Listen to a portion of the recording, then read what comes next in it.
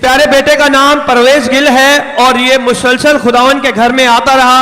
और इसे पिछले 1 महीने से काफी तबीयत खराब थी। रात को ये सो नहीं पाते थे